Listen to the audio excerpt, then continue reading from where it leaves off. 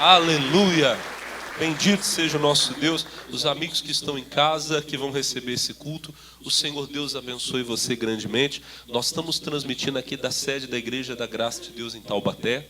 Eu queria falar com você que hoje, nessa reunião, nós vamos ter a ministração da Santa Ceia do Senhor. E os meus amigos que estão fazendo aqui a edição do culto depois, eles vão colocar a Santa Ceia direitinho para você poder participar conosco. Então aí na sua casa você pode participar. Pastor, como que eu faço?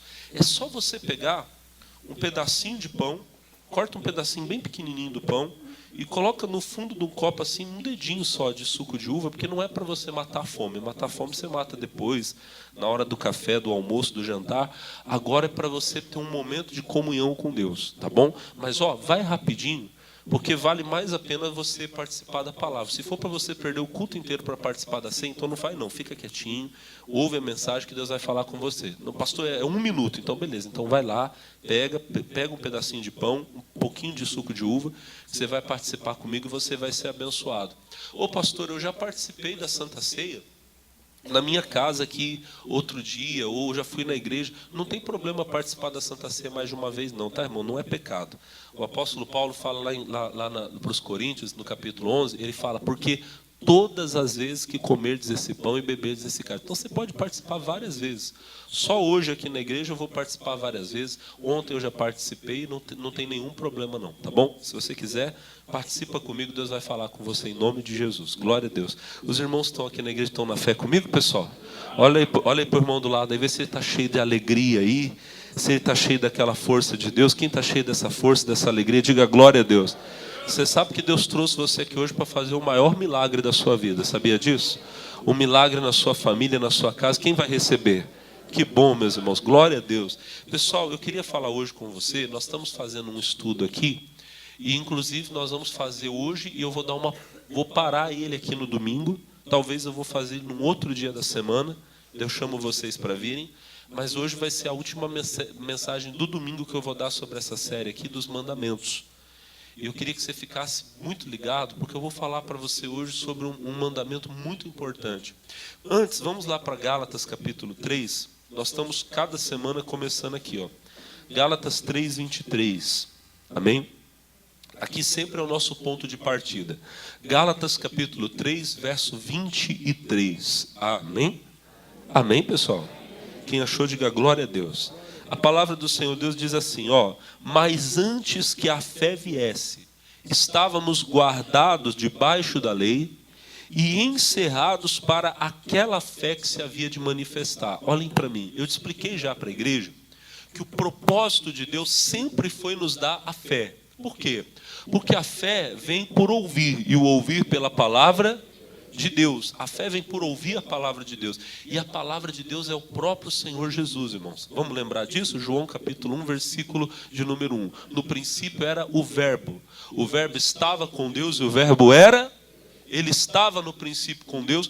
Todas as coisas foram feitas por Ele e sem Ele nada do que foi feito se fez. Irmão, esse verbo que criou todas as coisas, a palavra que criou todas as coisas é Jesus.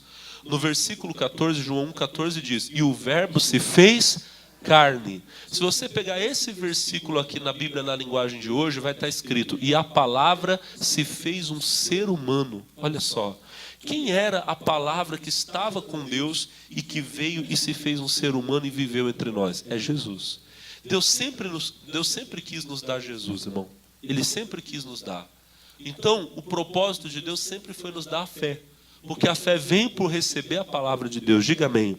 Mas antes que Jesus viesse e que a fé viesse e através da fé nós fôssemos feitos filhos de Deus, a Bíblia vai dizer que o Senhor nos deu a lei para nos guardar. O versículo 24 diz, de maneira que a lei nos serviu de aio para nos conduzir a Cristo, para que pela fé fôssemos justificados. Já expliquei, o aio ele era o servo que cuidava das crianças, era como se fosse uma babá. Então nós tínhamos a lei para ficar nos dizendo, roubar é pecado, matar é pecado, não pode, é feio. Nós éramos como crianças. Mas eu já expliquei também que a lei tinha um problema. Ela era muito boa, porque ela nos fazia entender qual é o padrão moral de Deus para o homem. Através da lei eu entendo que eu não posso adulterar, roubar, matar. Então eu sei o que Deus espera de mim. Só que eu sou pecador. Por natureza nós somos pecadores. E antes que a fé viesse, antes que Jesus viesse para morrer pelos nossos pecados, irmão, nós continuávamos sendo pecadores. Então olha que coisa terrível. Agora nós somos pecadores e pecadores conscientes. Porque a lei nos faz conhecer o pecado, a lei nos faz entender o pecado, mas ela não nos purifica do pecado. Mas glória a Deus, que quando Jesus veio, Ele nos deu a salvação. A fé é a palavra de Deus vivendo dentro de você. Então agora você tem a lei de Deus dentro do seu. Já falei, as leis de Deus não estão mais escritas numas tábuas de pedra que foram dadas a Moisés lá no Sinai. A lei de Deus foi colocada dentro do seu coração. Vamos lembrar de Jeremias 31, 33. Vamos voltar nisso aqui, que isso aqui é importante. Ó. Jeremias 31, 33. Por favor, põe lá para mim. Ó. Mas esse é o concerto. Concerto é aliança, é compromisso, é pacto. Deus está dizendo, eu vou fazer uma aliança com o meu povo, um compromisso com o meu povo. Qual é esse compromisso?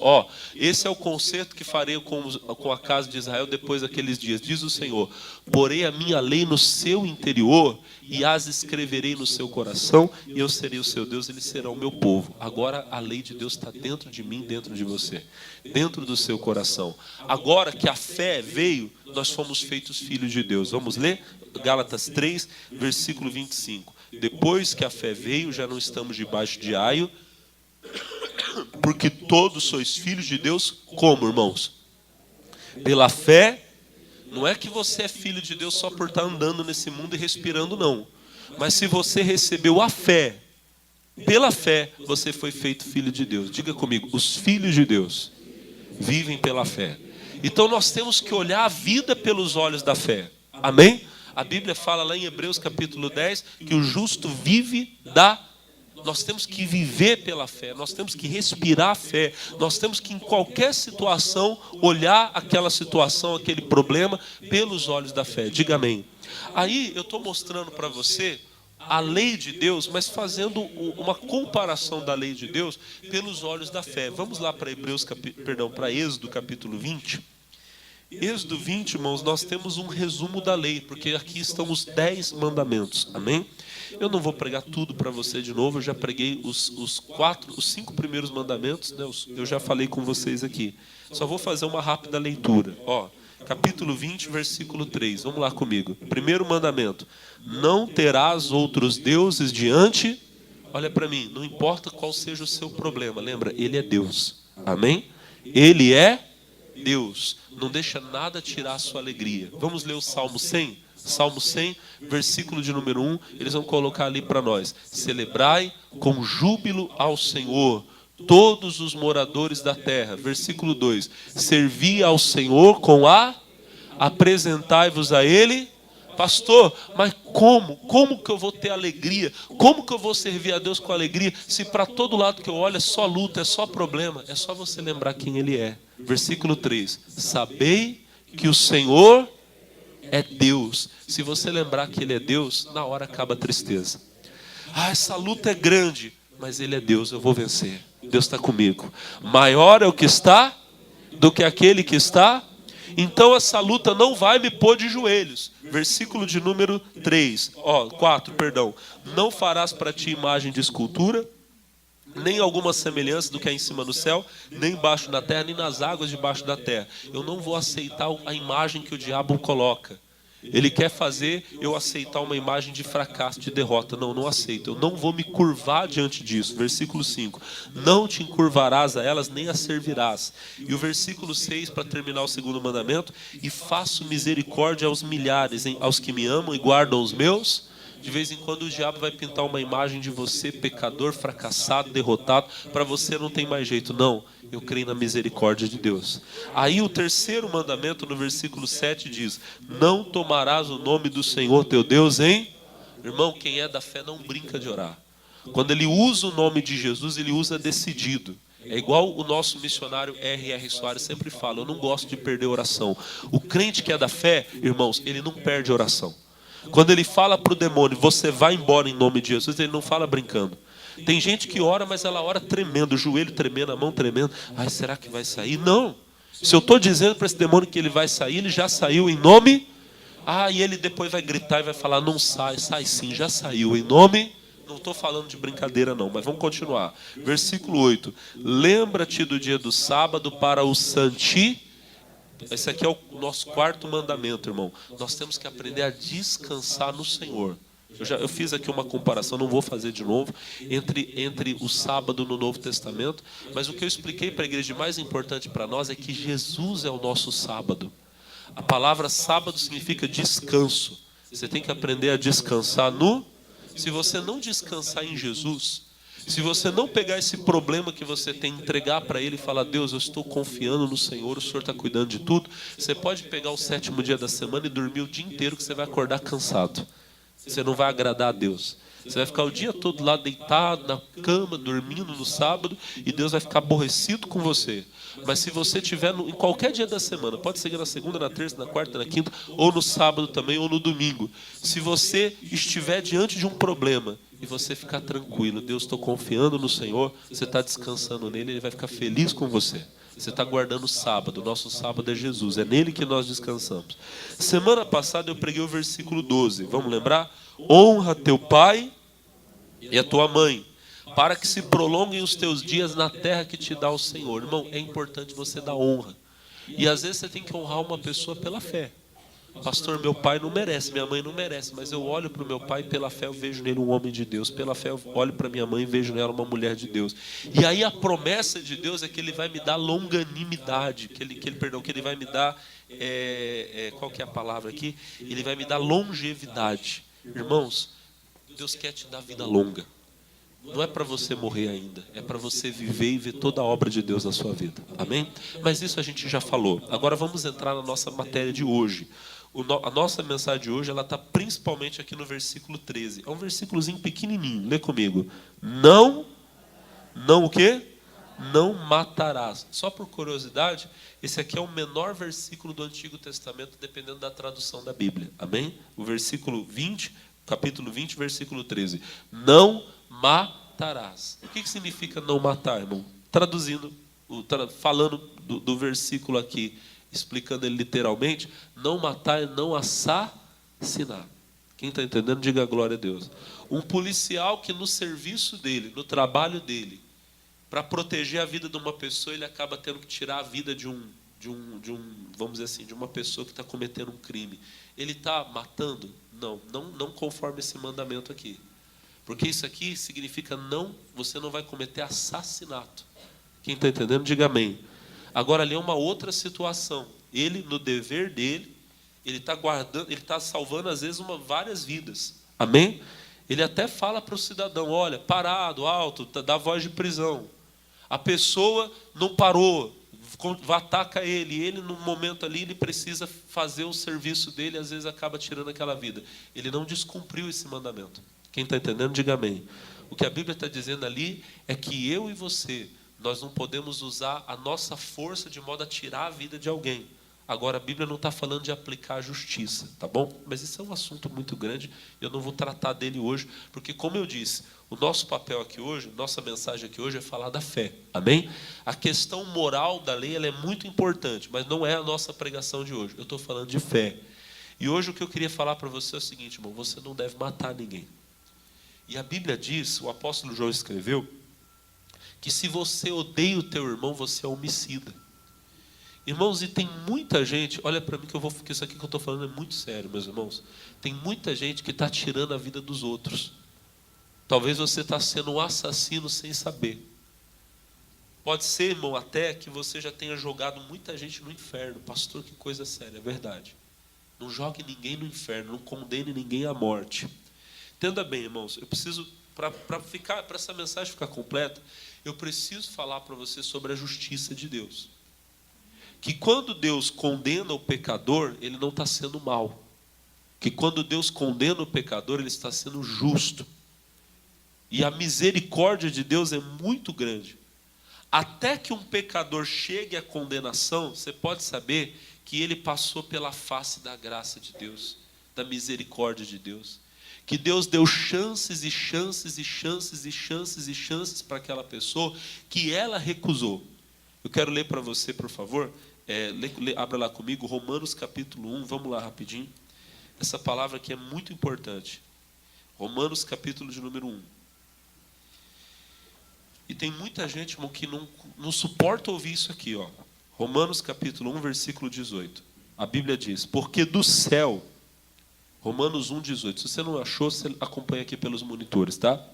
Porque do céu se manifesta a ira de Deus sobre toda impiedade e injustiça dos homens que detêm a verdade em injustiça. Então, irmãos, olhem para mim.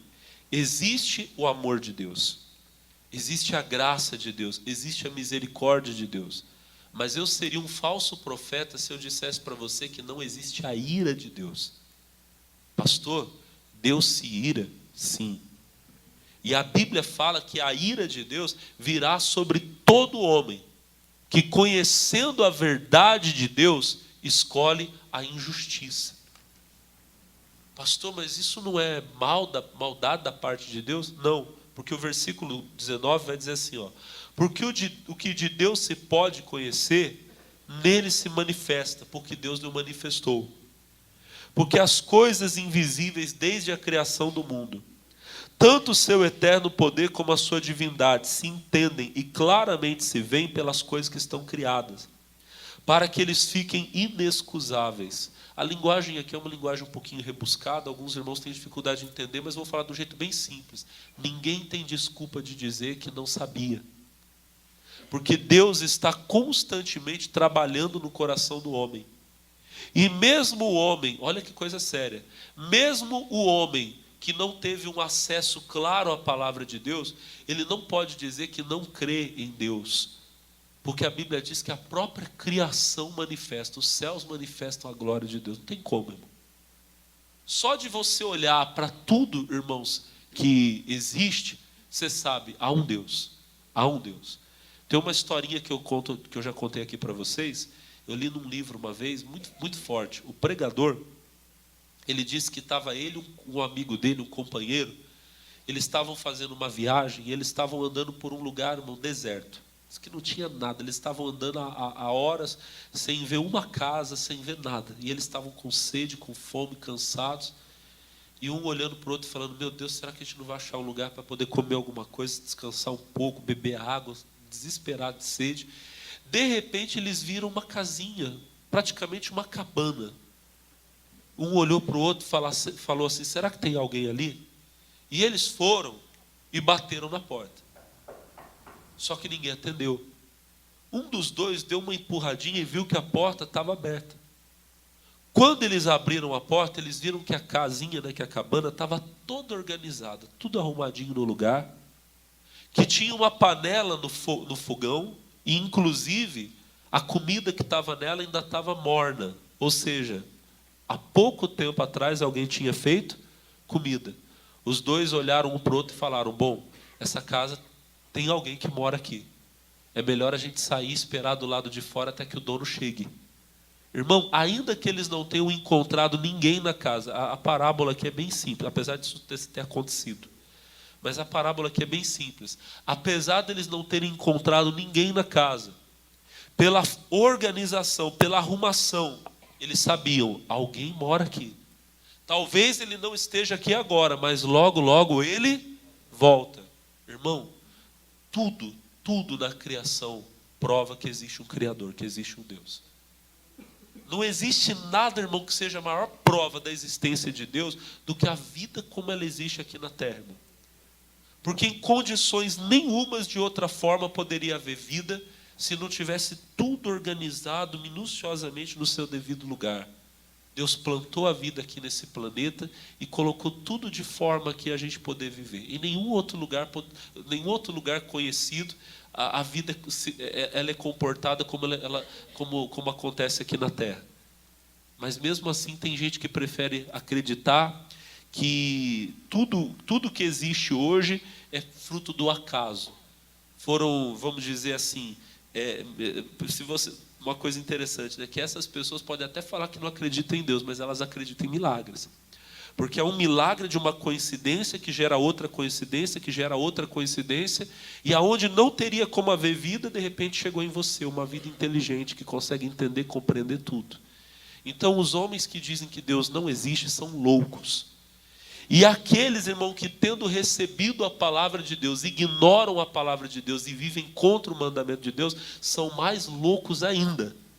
E a Bíblia vai continuar dizendo isso aqui em Romanos. Eu não vou tomar tempo, senão eu não vou dar a mensagem que eu quero dar para você. Irmão, Deus não é mau quando Ele pratica a justiça. E se Deus condena o pecador ao inferno, e Ele o faz, Ele não é mau em fazer isso. Amém? Ele é o Senhor. Cabe a mim, cabe a você, termos juízo, aceitar a graça dEle, a misericórdia dEle quando Ele oferece, amém, meus irmãos? E buscá-lo. Ninguém, irmãos, olha para o pastor, ninguém está indo para o inferno, ninguém está indo para o inferno, porque Deus é um tirano mau que diz, por prazer eu queimo pessoas do inferno. As pessoas estão indo para o inferno porque elas tiveram a possibilidade de receber o perdão de Deus e rejeitaram. Tem uma outra história, eu já estou contando história, pessoal. Tem uma outra história que ela explica bem isso. Diz que numa cidade, um jovem, rapaz novo ainda, cometeu um crime. E pela lei daquele estado, a pena do crime dele era pena de morte. Ele ia ser condenado à forca. Só que a população da cidade ficou, sabe assim, consternada com a situação daquele rapaz, porque ele era jovem ainda. E começaram a interceder por ele, mandaram várias cartas para o governador, falando, olha, o rapaz fez uma besteira, mas ele é novo, a gente conhece ele, dá mais uma chance, perdoa ele.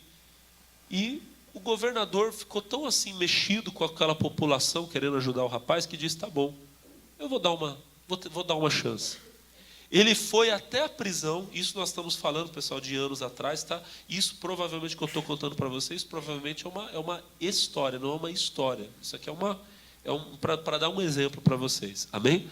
E ele foi até a prisão visitar o rapaz. Só que ele não foi com roupas de governador, ele foi vestido como um pastor. Inclusive levando uma Bíblia debaixo do braço. E dentro da Bíblia estava o perdão dele. O documento que dizia, você está sendo liberado dessa prisão. Só que o rapaz estava dentro da prisão, irmão, cheio de ódio, de raiva. E quando o governador entrou com as roupas de pastor, com a Bíblia debaixo do braço, ele começou a gritar, eu não quero pastor nenhum, manda esse homem embora daqui. Eu não pedi para vir ninguém aqui, eu não acredito em Deus, não sei o quê. E o governador ofereceu a Bíblia para ele e disse, amigo, acho que você não está entendendo. Eu vim trazer o seu perdão.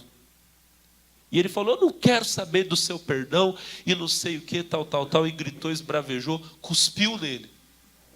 Por fim, o governador virou as costas e foi embora, levando o perdão dele.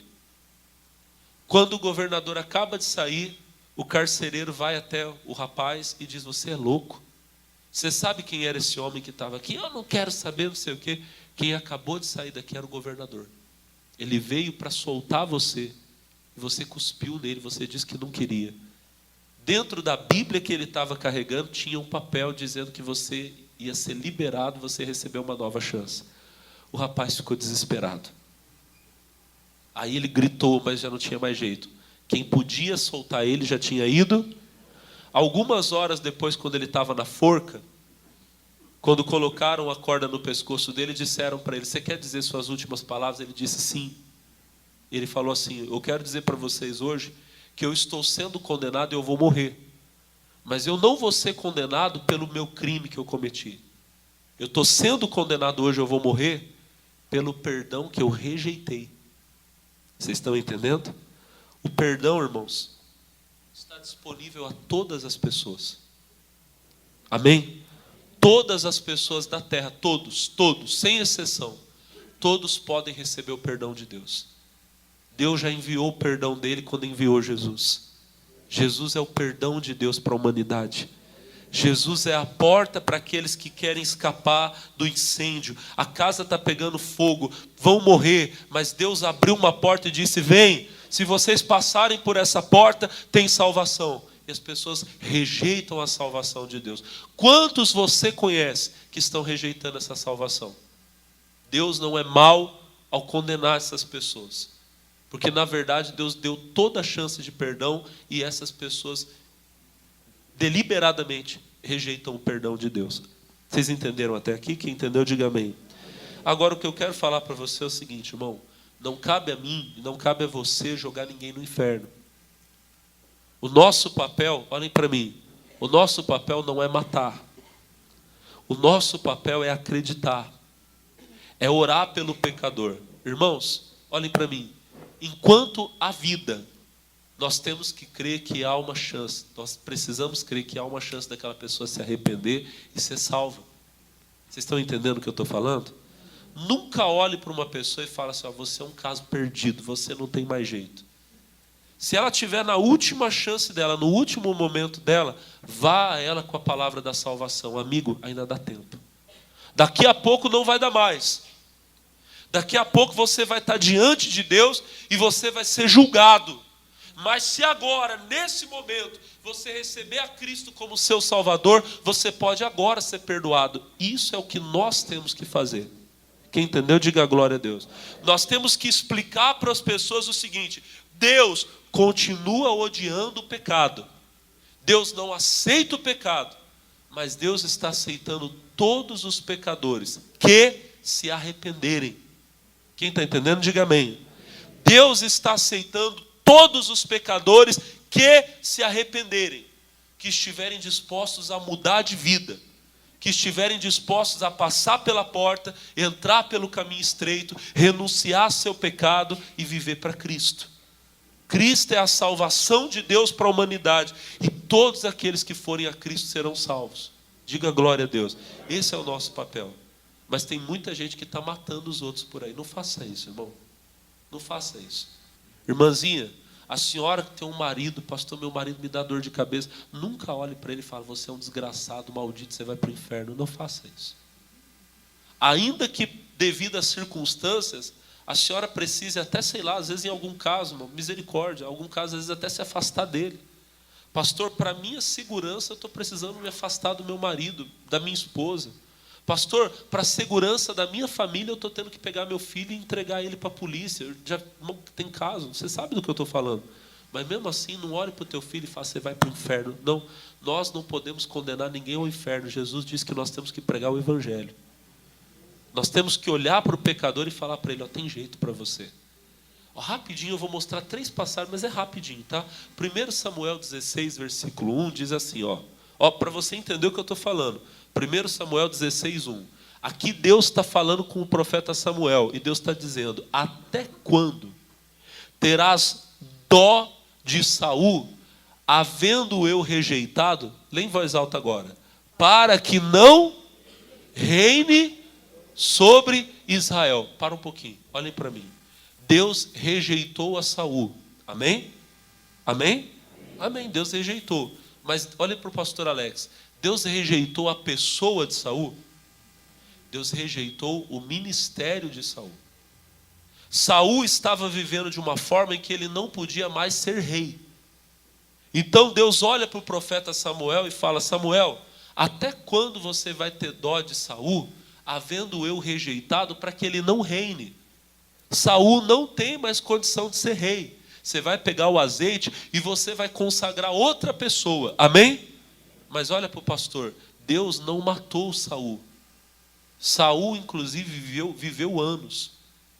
Nós acreditamos que Deus estava fazendo o quê? Dando tempo para que Saul se arrependesse. E vou falar uma coisa para você. No último dia da vida de Saul, ele cometeu uma loucura. Ele estava numa guerra, e quando ele percebeu que ele tinha perdido, e que ele seria capturado pelos seus inimigos, no desespero dele, ele olha para o soldado que está do lado dele e fala, me mata, porque eu prefiro morrer pela sua mão do que morrer pela mão dos inimigos. E o soldado disse, eu não vou fazer isso. Então a Bíblia diz que Saul, ele se jogou, ele se lançou em cima da própria arma, ele se matou. Só que depois, horas depois, eu não sei, a Bíblia diz que um homem chega no rei Davi, Davi ainda era fugitivo, e diz assim, olha, eu encontrei Saul agonizando, e eu fui lá e matei ele. E Davi, inclusive, ordenou a morte desse homem. Mas olha que coisa, depois que Saul se matou, ele ainda viveu um bom tempo. Ele se jogou em cima da espada dele, da lança, me fugiu agora, mas olha para o pastor, ele não morreu rápido. Tem gente, irmão, que se morrer rápido, ela vai para o inferno. Então, Deus permite, às vezes, a pessoa agonizar um tempo, que é para ela ter tempo de, às vezes, olhar para o céu e falar: Deus me perdoa. Quem está entendendo, diga amém. Do lado da cruz de Jesus, vocês sabem dessa história melhor que eu. Tinha um homem que estava agonizando, estava morrendo, mas ele teve tempo para se arrepender. Ele teve tempo para olhar para Jesus e falar assim: ó, Senhor, lembra-te de mim quando entrares no teu reino. E Jesus disse para ele: hoje mesmo estarás comigo. Agora deixa eu perguntar, Jesus teve como tirar aquele homem da cruz? Aquele homem não pôde descer da cruz. Mas aquele homem você não vai encontrar ele no inferno, você vai encontrar ele no céu. Diga glória a Deus. Tá, tem gente que às vezes não vai poder ser mais obreira. Talvez por toda a vida. Talvez por um tempo. Mas isso não significa que Deus desistiu da pessoa. Tem pessoas que já estiveram no altar e que talvez hoje não podem estar no altar. A vida da pessoa não permite ela estar no altar. Ela não tem condição de ser um representante de Cristo. Mas isso não significa que ela não possa recomeçar, que ela não possa ser perdoada. Amém? Quem está entendendo, diga glória a Deus. Teve um homem, a Bíblia fala, 1 Coríntios 5,5, isso aqui eu falei semana passada. E essa palavra aqui eu sei que ela gera um negócio na gente quando a gente lê. Capítulo 5, versículo 5. Paulo fala assim, ó, o versículo de número 3, acho que fica melhor para vocês. Ó, para vocês entenderem bem, eu vou ler desde o versículo 1, tá bom? Eu ia resumir, mas deixa eu ler um pouquinho. Geralmente se ouve que há entre vós fornicação, e fornicação tal que nem entre os gentios, que nem há entre os gentios. Como é haver quem abuse da mulher do seu pai? Irmãos, o negócio lá em Corinto, na igreja de Corinto, era feio. Uma pessoa da igreja havia cometido um ato de fornicação com a mulher do pai. Talvez o pai tivesse ficado viúvo, casado de novo, e o cidadão foi lá e se relacionou com a mulher do pai. Passou que coisa nojenta. Pois é. E era uma pessoa da igreja. Paulo ficou tão ressentido com isso, que olha o que ele fez. Versículo 2. Estais inchados, e nem ao menos vos entristeceis, por ter sido dentre vós tirado, não ter sido dentre vós tirado quem cometeu tal ação. Eu, na verdade, ainda que ausente no corpo, mas presente no espírito, já determinei, como se estivesse presente, que o que tal ato praticou em nome do Senhor Jesus, em nome do Senhor Jesus Cristo, junto vós e o meu espírito, pelo poder de nosso Senhor Jesus Cristo, seja entregue a Satanás, para a destruição do quê? Da carne, para que o espírito seja salvo no dia do... Gente, olha que coisa séria. O cidadão tinha cometido um pecado absurdo, horrível. E Paulo disse: eu não estou aí. Mas eu estou fazendo uma oração aqui onde eu estou, como se eu estivesse aí. E eu estou entregando essa pessoa para o diabo. Para quê? Para ela ir para o inferno, irmãos? Para que o espírito, para que a carne seja destruída. O cidadão fez isso e parece que não tem nada a ver o que ele fez. Tá bom, ele vai morrer. A carne dele vai ser destruída. Mas quem sabe, no leito dele de morte, doente, enfermo, ele olhe para Deus e se arrependa do pecado dele e ainda haja uma chance dele ser salvo. O espírito seja salvo no dia do... Para Deus, mais importante do que a carne que eu habito, é o meu espírito estar com Deus. Agora, você sabe que a igreja fez uma coisa melhor do que Paulo fez. Quando você vai para a segunda carta, nós estamos na primeira. Quando você vai para a segunda, no capítulo 2, no versículo 10, a Bíblia diz assim, 2:10. 2 Coríntios, capítulo 2. Quem achou, diga glória a Deus. Versículo 10 diz assim, e a quem perdoardes alguma coisa, também eu.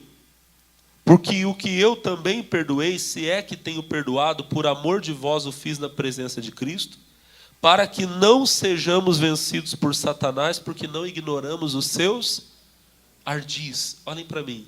Nós entendemos que Paulo ficou irado, mas a igreja escolheu perdoar aquela pessoa. E quando Paulo ficou sabendo, Paulo disse: bom, já que vocês perdoaram, eu também perdoo, na presença de Cristo.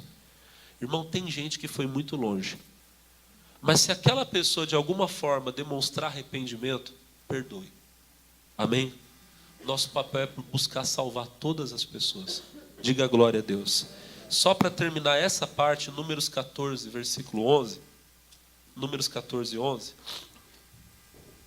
A Bíblia vai dizer para nós, eu vou ler aqui para ficar mais rápido aqui, ó. Diz assim, ó, Números 14, 11. E disse o Senhor a Moisés: até quando me provocará esse povo? E até quando me não crerão por todos os sinais que fiz no meio deles? 12. Com pestilência eu ferirei, rejeitarei, e farei de ti um povo maior e mais forte. Irmão, o povo de Israel vivia tirando a paciência de Deus. Um dia Deus falou: olha, eu cansei desse povo, Moisés. Eu vou destruir todo mundo e vou recomeçar com você. Você vai ser um povo maior do que eles. A oração de Moisés é uma lição para nós. Olha Moisés orando a Deus, versículo 13. E disse Moisés ao Senhor: assim os egípcios ouvirão, porquanto com a tua força fizeste subir esse povo do meio deles. 14. E dirão os moradores dessa terra, que ouvirão que tu, ó Senhor, estás no meio deles, que face a face lhes apareces, que a nuvem está sobre eles e que vai adiante deles numa coluna de nuvem de dia e de uma coluna de fogo à noite. 15. Se matares esse povo como um só homem, as nações que ouviram a tua fama falarão dizendo. 16. Porquanto o Senhor não podia pôr esse povo na terra que lhes tinha jurado, por isso os matou no deserto. 17. Agora, pois, rogo-te que a força do meu Senhor se engrandeça, como tens falado, dizendo: o Senhor é longânimo, grande em beneficência. Vamos pular para o 19. Perdoa a iniquidade desse povo. Deus pediu a Moisés o quê? Moisés pediu a Deus o quê? Perdoa esse povo.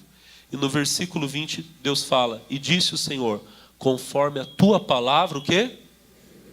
Vocês estão entendendo que às vezes nós temos que orar a Deus para Deus perdoar alguém? Para Deus ter misericórdia de alguém? Irmãos, para terminar essa mensagem, eu queria falar uma coisa para você. Não mate a obra de Deus na vida de ninguém. Aquela pessoa que você olha para ela hoje, ela parece um caso perdido. Amanhã ela pode ser grande diante de Deus. Em Mateus 25, rapidinho, vamos lá. Mateus 25 não, em Gênesis 25. Gênesis 25. Louvado seja Deus. No versículo 20, a Bíblia diz assim, ó, Gênesis 25, verso 20. A Bíblia fala: e era Isaque da idade de 40 anos quando tomou Rebeca, filha de Betuel, arameu de Padã-Arã, irmã de Labão, arameu, por sua mulher. E Isaque orou instantemente ao Senhor por sua mulher, porquanto era estéril. E o Senhor ouviu a sua oração, e Rebeca, sua mulher, concebeu. Olhem para mim. Quando Isaque se casou com a Rebeca, meus irmãos, era estéril. Pelo costume daquela época, o Isaque poderia ter feito o que muitos homens faziam. Bom, já que eu não consigo ter filhos com ela, eu vou tentar ter filho com outra. Não era nem que ele ia abandonar a Rebeca. Talvez ela ia continuar sendo mulher dele, mas ele ia ter outra para ter filhos. Não, a Bíblia diz que ele orou por ela. Esse texto aqui para nós é fácil, porque eu já preguei ele para você algumas vezes. Se você pular um pouquinho para frente, no versículo de número 24, a Bíblia diz assim, ó, o 26, tá bom? 25, 26. E depois saiu seu irmão agarrado a sua mão ao calcanhar de Esaú, por isso se chamou seu nome Jacó. E era Isaque da idade de 60 anos quando gerou. Quando ele casou, ele tinha 40. Quando os meninos nasceram, ele tinha 60. Foram quantos anos orando, igreja? Irmão, ainda que você tenha que orar 20 anos por alguém, ainda que você tenha que orar 30, irmão, ainda que você tenha que orar a vida toda por alguém, ore. Não desista daquela pessoa. E olha para mim, irmão, em último lugar, não se mate, não cometa suicídio. E eu não estou nem falando de você estar amarrado, se jogar na frente de um carro, pular de uma ponte. Eu estou falando que talvez você está matando o sonho de Deus na sua vida. Porque você olha para você e você diz: eu sou um caso perdido, para mim não tem jeito. 1 Samuel capítulo 1, rapidinho, vamos lá, rapidinho. 1 Samuel capítulo 1. Palavra que vocês conhecem também, que eu já preguei aqui, mas só para vocês ficarem com essa palavra no coração. O versículo de número 6, eu vou resumir, 1:6. E a sua competidora excessivamente a irritava para embravecer, porquanto o Senhor lhe tinha cerrado a madre. E assim o fazia ela de ano em ano, quando subia à casa do Senhor, assim a outra a irritava, pelo que chorava e não comia. Então Eucana, seu marido, lhe disse: Ana, por que choras? Por que não comes? Por que está mal o teu coração? Não te sou eu melhor do que 10 filhos? O Eucana era casado com 2 mulheres. Não podia e não pode, tá, pessoal? Mas alguns homens da Bíblia fizeram isso, casaram com mais de uma mulher e todos tiveram problema. Exemplo para nós é o Isaac, que casou com uma e não desistiu dela, orou por ela até ela ser mãe. Agora, o Eucana tinha 2. Ele amava a Ana, mas quem dava filhos para ele era a Penina. Mas como a Penina percebia que o coração do Eucana era voltado para Ana, ela ficava com inveja e começava a irritar a Ana, provocava.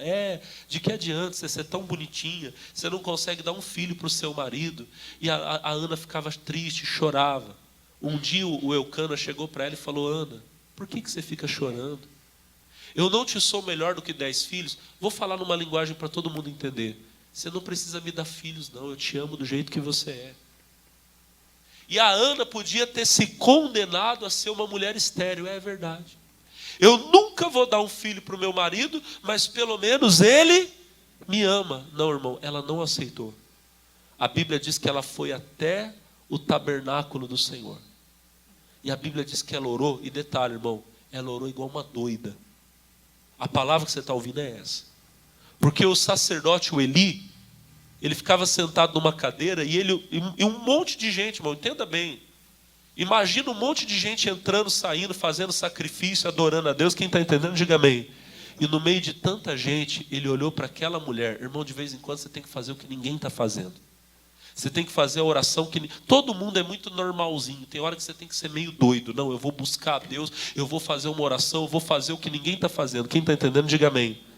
Ele olhou para ela e falou: essa mulher é doida. Chegou nela e falou assim: mulher, você tem que parar com esse teu vinho. Achou que ela estava embriagada. Ela disse: não, meu senhor, eu não sou uma mulher embriagada, não sou filha de Belial, não sou filha do diabo para ficar bebendo. Eu sou uma mulher amargurada de espírito. Eu vim aqui falar do Senhor, da multidão das minhas... E começou a falar. O homem de Deus olhou para ela e falou assim: então vai, e o Deus de Israel conceda o que o seu coração pediu. A Ana voltou para casa feliz, comeu. Ela sabia, Deus me deu a bênção. Passou uns dias depois, nasce Samuel. Olhe para mim, irmão. Não foi só Samuel. Samuel teve irmãos. Deus fez com que essa mulher fosse mãe de muitos filhos. Diga amém. Mas eu sempre digo, irmão, Samuel foi o maior juiz de Israel. Samuel foi um dos maiores intercessores da Bíblia. Samuel ungiu o primeiro rei de Israel, que foi Davi. Ele ungiu, Saul. Ele ungiu o maior rei de Israel, que foi Davi. Quem está entendendo, diga amém.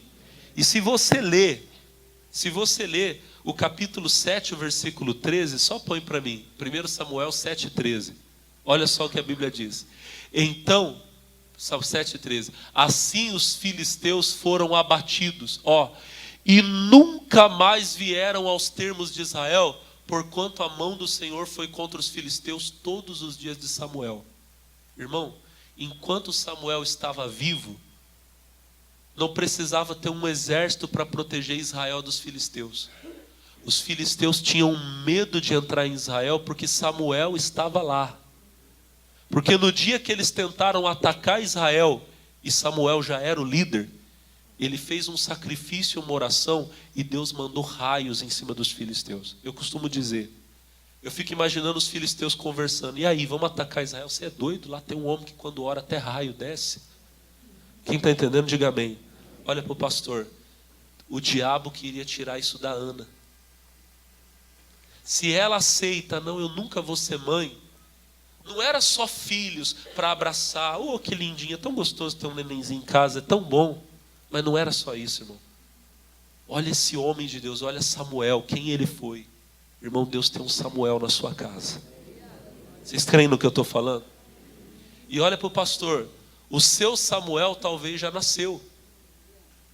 O seu Samuel talvez é o seu filho, que some de casa, fica não sei quantos dias e você fala: aquilo lá não tem mais jeito. Não fale isso, irmã. Não fale isso. O seu Samuel talvez é o seu marido, minha irmãzinha, que todo dia está lá no bar e a senhora: não, pastor, aquilo lá eu já abri mão, eu já larguei. Não desista dele não. Porque Deus pode transformar ele, amanhã ele pode estar aqui no altar e ser muito mais usado por Deus do que eu. Vocês estão entendendo? Não desista da sua família. Não mate aquela pessoa. Não mate, não. Você tem que falar do arrependimento. Se você não se arrepender, a coisa vai ser feia. Mas se você se arrepender, é grande a obra de Deus na sua vida. Talvez tenha alguém aqui hoje que estava se achando um caso perdido. Irmão, você não é. A obra de Deus é linda em você. Você vai sair daqui muito abençoado, amém? Curva a cabeça, fecha os olhos aí onde você está. Pai querido, Pai amado, estamos diante do Senhor. E diante da Tua presença. Queremos agora orar e pedir, ó Deus, o Teu perdão. Senhor, se alguém do nosso meio caiu, pecou, falhou, talvez alguém tenha feito uma coisa muito feia, muito feia. E o inimigo tem dito a essa pessoa que ela é um caso perdido, que para ela não dá mais. Mas Senhor, hoje a Tua palavra nos mostrou que a ira do Senhor é verdadeira. Que vai haver condenação para os pecadores.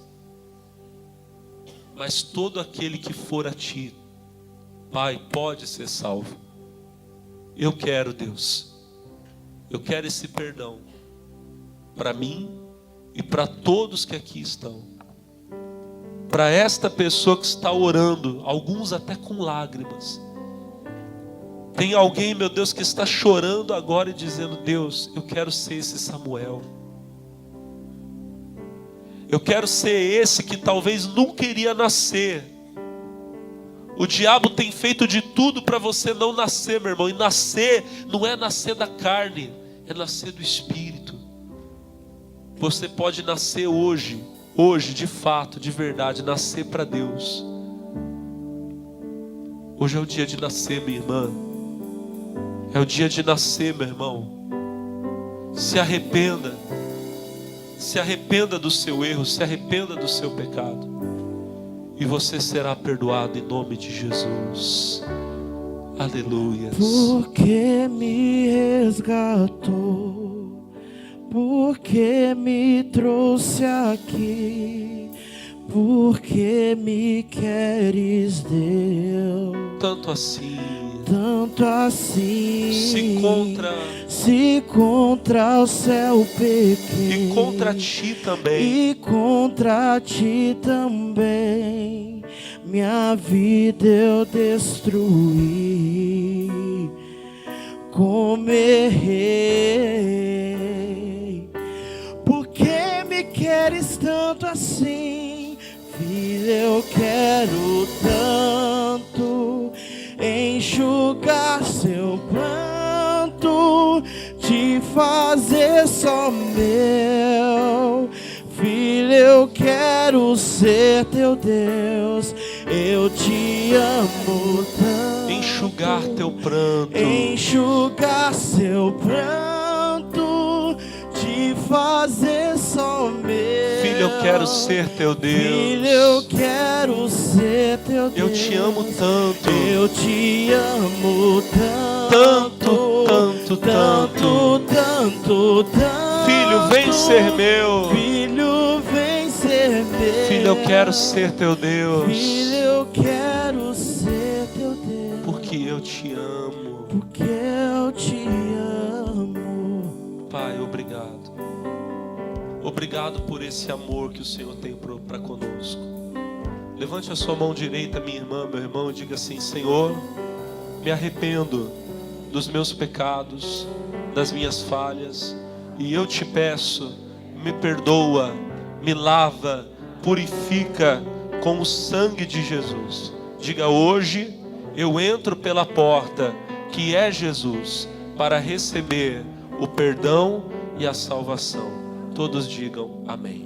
1 Coríntios capítulo 11, no versículo de número 26, o nosso irmão Paulo diz: porque todas as vezes que comerdes esse pão e beberdes este cálice, anunciais a morte do Senhor até que venha.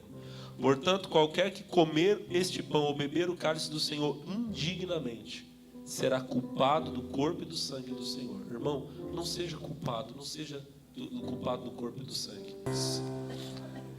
Cristo já nos preparou o manjar que nos comprou e agora nos convida a cear com celestial maná, com celestial maná, que de graça Deus te vem faminto tua alma. Vem cear, o mestre chama, cantem. Vem cear, o mestre chama, vem. Por favor, levante cear. o pão para o céu. Mesmo hoje tu te podes. Que momento saciar. Lindo, meu Deus. Hoje tu te pode saciar. Poucos pães multiplicou. Coma do pão, pode comer, toda a igreja. Multiplicou, água em vinho transformou. Vem faminto a Jesus. Vem cear. Vem cear. Breve Cristo vai descer. Do mesmo modo, ao fim da ceia, Ele tomou em suas mãos o cálice. Tendo dado graças, entregou aos discípulos e disse: tomai todos e bebei. Esse cálice é o Novo Testamento, a nova aliança no meu sangue, derramado por vós e por todos para a remissão dos pecados. Façam isto todas as vezes que beberem em memória de mim. Pelo sangue de Jesus, beba do cálice, toda a igreja pode beber.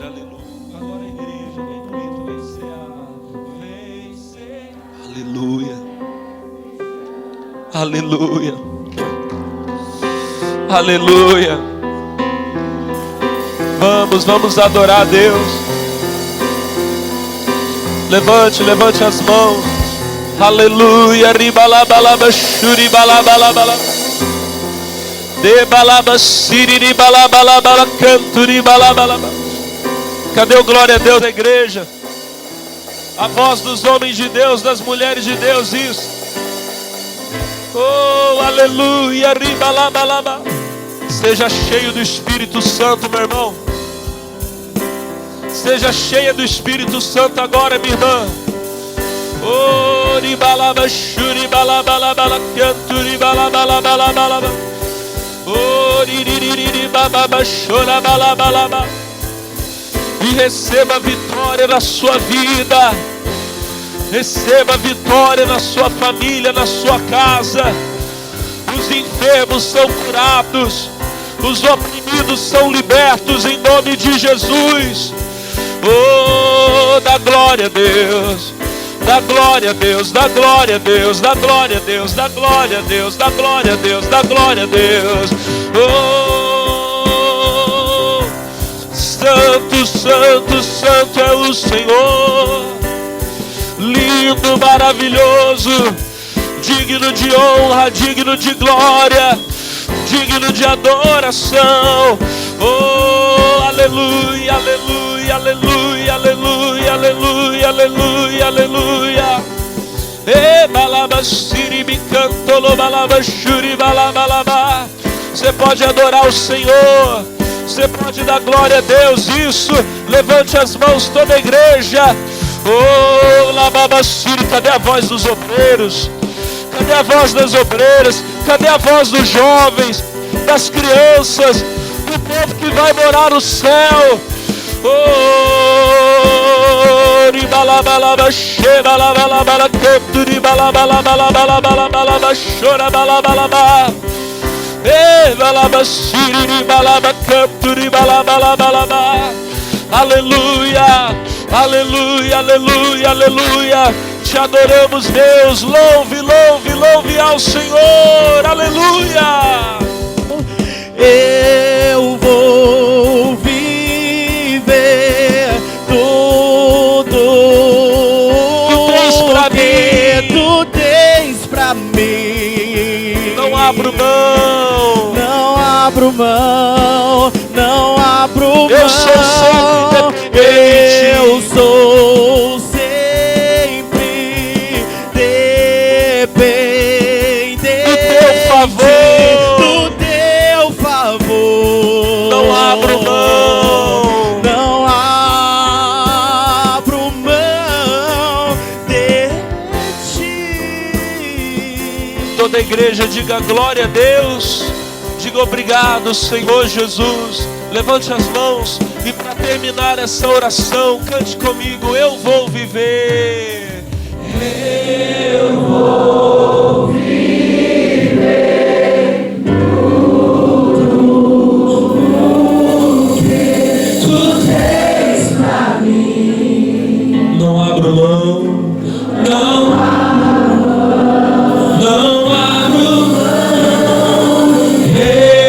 Eu sou dependente.